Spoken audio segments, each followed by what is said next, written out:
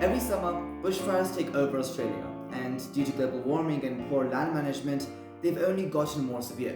Fires have now become one of the nation's most persistent and dangerous annual threats, making Australia one of the most bushfire-prone countries in the world. As a result, the New South Wales government established their own rural fire service in 1997.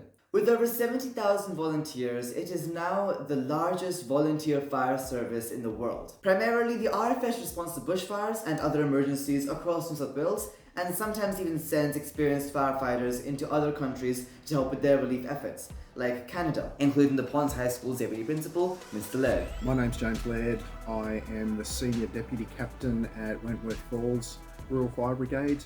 I'm also a member of Wesley Rural Fire Brigade. Unfortunately, this largely successful volunteer effort is now in massive decline, losing 3,000 volunteers over the last 4 years. With most of the losses coming from younger members, it's becoming a serious problem for the future of the RFS. For my pilot, I surveyed about 100 people, almost all of them from New South Wales, about their knowledge on the RFS. The statistic I found that was peculiar was that 83% of people who knew of the organization stated they had zero intention of applying, including 65% of the surveyed youth. According to bushfires.org, only 1 in 10 RFS volunteers are aged 25 or younger, with the median age now over 50, striking a clear lack of youth involvement in the service. So what is the youth involvement in the RFS? Is there a shortage of young people? And if so, what's the effect of that? I would go out and say that in some districts, yes, there are a shortage of young people.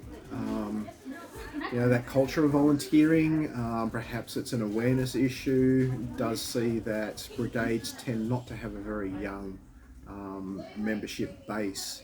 My initiative is called MBER, a mission for Bushfire Education and Relief, and it aims to get more people to join the RFS through an online VR experience that will help educate them. 33% of respondents said that their biggest reluctance to join the RFS when asked is the great time and energy commitment, with 31% saying flexible commitment options will encourage them to volunteer. Yep. How flexible is the RFS? You actually pick or determine yourself how much time you want to commit to the RFS.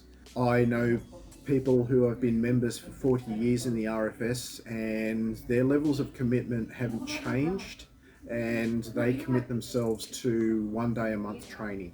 It's information like this that isn't properly documented anywhere, which means that most people rely on their own assumptions when it comes to basing facts about the RFS. Unlike traditional campaigns that focus on statistics or damage to land and property, MBER puts everyday Australians face to face with the real human cost of bushfires. By focusing on individual stories and perspectives, the project encourages empathy, awareness, and most importantly, action against the nation's greatest threat. Similar models have already been proven effective in provoking a strong reaction from Australians living in fire-prone areas. In 2018, the Victorian Country Fire Authority created a 3D experience that urged communities to act early and evacuate at the first sign of a fire. You guys will all be able to try this experience out at my desk in the graduation showcase. It's an experience that I feel everyone should definitely see at least once in their life. I envisioned MBER to follow a similar layout, but instead of focusing on evacuation, it's about educating individuals on how they can help slow down fires and support affected communities. The future of the RFS and the safety of millions of people annually depend on the collective effort of the population. I firmly believe we all have a role to play in protecting this land and its people, and investing in such experiences is the right step forward to help millions of Australians.